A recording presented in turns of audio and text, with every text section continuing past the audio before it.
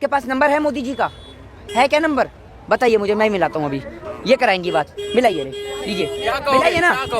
अरे आप मिलाइए तो उसके बाद पहले ही बता दूं, वो वाला हिसाब है ना, 9 मन तेल होगा ना राधा नाचेगी। आपकी पत्रकारों की आदत तो इतनी खराब है, कुछ पत्रकार तो ऐसे हैं नेशनल चैनल के, उनका तो करना ही क्या। वो पता है कैसे कर रहे थे, एक मिनट माइक मुझे दीजिए, वो कैसे कर रहे थे, देखिए ये देखिए ब्रेकिंग न्यूज हेडलाइंस, ये देखिए गाजीपुर बॉर्डर पूरी तरीके से खाली करा दिया है। और ये देखिए किस तरीके से देश के जवानों का फ्लैग मार्च हो रहा है। गाजीपुर बॉर्डर पूर्ण रूप से खाली, मुश्किल से 200 से 300 लोग गाजीपुर बॉर्डर पर तैनात हैं और आज शाम तक गाजीपुर बॉर्डर खाली हो जाएगा। आपके तो अरमानों पे पानी फिर गया, आप क्या करेंगे? आपके तो अरमानों पे पानी फिर गया।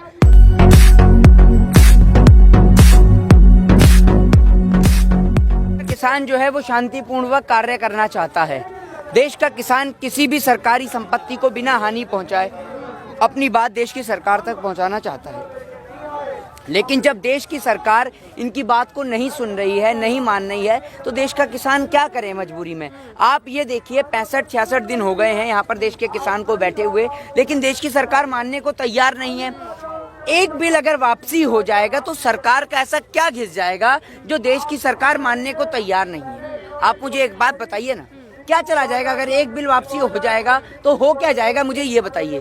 कोई आफत आ रही है क्या एक बिल की वापसी से? लेकिन फिर सब आ जाएंगे कि ये कानून वापस कर दो, ये कानून वापस कर दो। आपसे कौन कह रहा है सब आ जाएंगे? राशन की लाइन है कि एक को फ्री में दे दिया तो सारे फ्री मांगने आ जाएंगे? ये बताइए ना आप मुझे, कौन कह रहा है आपसे? आखिर बाकी का भी तो फिर विरोध हो रहा है ना, इसका मतलब उनका विरोध सही नहीं है क्या? बाकी कौन विरोध कर रहा है आप मुझे बताइए। वालों ने विरोध किया, ट्रिपल तलाक वालों ने विरोध किया, 370 सारे वापस करने पड़ेंगे फिर। आप एक बात मुझे बताइए, आप कहते हैं कि India is a democratic country, Bharat एक लोकतांत्रिक देश है। अगर भारत एक लोकतांत्रिक देश है तो जब आप इसके अंदर कोई कानून बनाएंगे तो आपको उसके अंदर सर्वसहमति की जरूरत है या नहीं है? आपसे पूछना चाहता हूँ, फिर तो इस मुद्दे पे भी तो सहमति है या नहीं है? तो आप एक बात बताइए, आप रातों रात जीएसटी लागू कर देते हैं, आप रातों रात, आपके पास पार्लियामेंट में अगर आपके एमपी हैं तो आप रातों रात कोई भी बजट पास कर देते हैं, आप कोई भी किसी को भी नेता बना देते हैं। आपने देश के अंदर, लोकशाही देश के अंदर जो डेमोक्रेसी को खत्म करने का आप प्रयास कर रहे हैं, तो आप क्या सोच रहे हैं लोग चुपचाप बैठ के तमाशा देखते रहें? आप तमाशा दिखा रहे हैं और देश की जनता देखती रहे, यही करते रहें क्या? लेकिन प्रधानमंत्री ने कहा है फोन कॉल की दूरी है मेरे और किसानों के बीच में, तो बात करके सुलझा लें। आपके पास नंबर है मोदी जी का? है क्या नंबर? बताइए मुझे, मैं मिलाता हूँ अभी। ये कराएंगी बात, मिलाइए लीजिए, मिलाइए ना। अरे आप मिलाइए तो उसके बाद पहले ही बता दूं, वो वाला हिसाब है ना, 9 मन तेल होगा ना राधा नाचेगी। समझ रहे हैं? आपके पास नंबर है?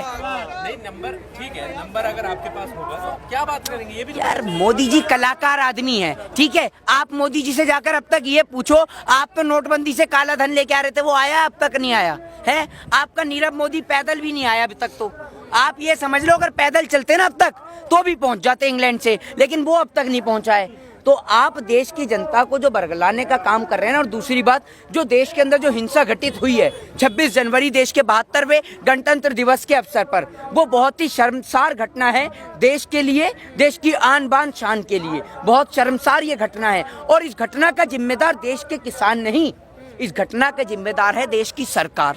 वो देश की सरकार जो देश के किसानों को सुरक्षा महसूस नहीं करा पाई, सुरक्षा मुहैया नहीं करा पाई। वो देश की किसान जिनके भेष में आपने देखा, किसानों के भेष के अंदर जो लुटेरे, वो डकैत, वो चोर और वो आरएसएस के कार्यकर्ता, भाजपा को मानने वाले लोग जो बीच में घुसे और देश के किसान के आंदोलन को खराब करने का प्रयास किया।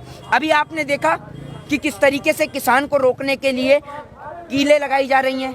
अगर आप इतनी कीलें लगा रहे हैं, इतने बैरिकेड लगा रहे हैं, इतने लेंटर डाल रहे हैं, आप इतने कोबरा वायर्स लगा रहे हैं, इतने कटीले तार लगा रहे हैं, अगर इसकी 1% सुरक्षा भी चाइना बॉर्डर पे हो जाती ना, तो चाइना भारत देश के अंदर नहीं घुस सकता था। लेकिन क्या करें, मोदी जी का 56 इंच का सीना टाइम टाइम फुस हो जाता है चाइना का नाम सुनते ही।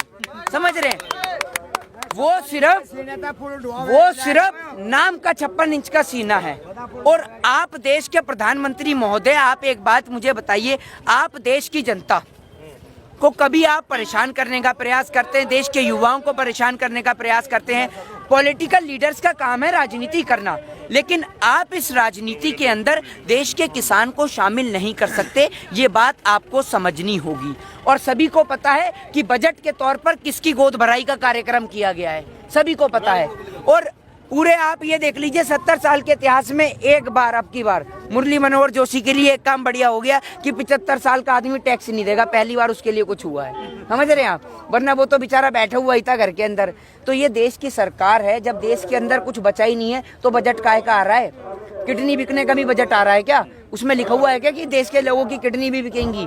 जो प्रधानमंत्री बहन बेटियों के गहने जेवर पर नजर रख सकता है, ये बात मैं नहीं कह रहा, मोदी जी ने खुद कही थी, आप सुन के देखिएगा कि जरूरत पड़ने पर गहने भी काम आएंगे। तो भैया वो आदमी जिसकी नजर गहनों के ऊपर भी है, तो आप सोच लीजिए आपकी किडनी पे भी उसकी नजर है, तो दोनों अपनी किडनियां बचा कर रखिए, समझ रहे हैं?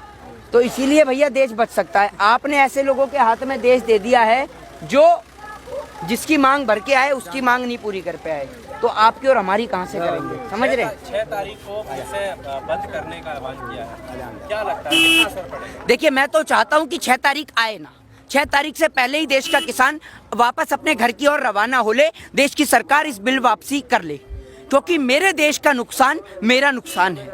आप एक बात मुझे बताइए, ये जो फौजी भाई हमारे खड़े हुए हैं या जो हमारे पुलिस भाई खड़े हुए हैं, इनमें से एक भी नेता का बेटा है? एक भी नेता का बेटा?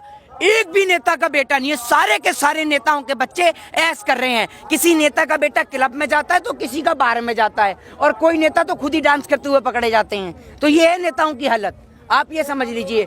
आप ये मुझे बताइए, बच्चे तो नेताओं के भी हैं, अपने बच्चों को क्यों नहीं लगाते गाजीपुर बॉर्डर की हिफाजत के लिए? उन्हें भेजो ना आर्मी के अंदर, उन्हें भेजो पुलिस में। देश की गरीब जनता के बच्चे जो फौज में हैं, पुलिस में हैं, यूपी पुलिस में है, पंजाब पुलिस में है, हरियाणा पुलिस में है, और देश की तमाम सुरक्षा एजेंसी के अंदर हैं, तो वो देश की गरीब जनता के बच्चे हैं। आप उन बच्चों को यहाँ लाके खड़े कर देते हो अपने पिता के ही सामने। ये उनके पिता ही हैं जो यहाँ पर आकर धरना दे रहे हैं, लेकिन क्या करें, देश के अंदर मजबूरी ऐसी बना दी है। आप एक बात मुझे बताइए मेरे भाई, इस टाइम पर किसान आंदोलन से देश का सबसे बड़ा मुद्दा है अरुणाचल प्रदेश। वो अरुणाचल प्रदेश जिसका जिक्र नहीं है देश की मीडिया के मुंह पर। देश की मीडिया बजट को लेकर ऐसा रोना राप रही है, कभी वैक्सीन को लेकर रोना रापती है, कभी बजट को लेकर नापती है। आपने एक बात मुझे बताइए ना, इस टाइम पे सबसे अहम मुद्दा है अरुणाचल प्रदेश।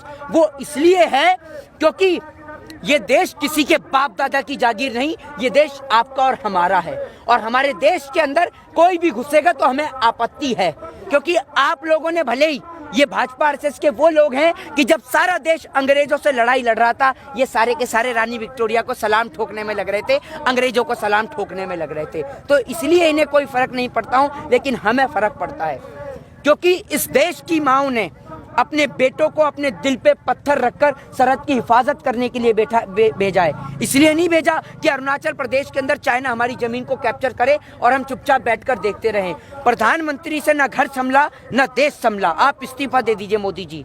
प्रधानमंत्री जी ऐसे झूठे आदमी है, एकदम कलाकार आदमी है, ये एकदम कलाकार। ये जेब में हाथ देकर पब्लिक की जेब भी साफ कर देते हैं, और उसके बाद बंदा कहता है तो उससे कह देते हैं तुझे जेब की पड़ी है, वहां देख चाइना और पाकिस्तान हमला कर रहा है। इतने कलाकार आदमी है ये, समझ रहे हैं? ये मोदी नहीं, ये मदारी है, और झूठ बोलने की इनको बचपन से बीमारी है, समझ रहे हैं?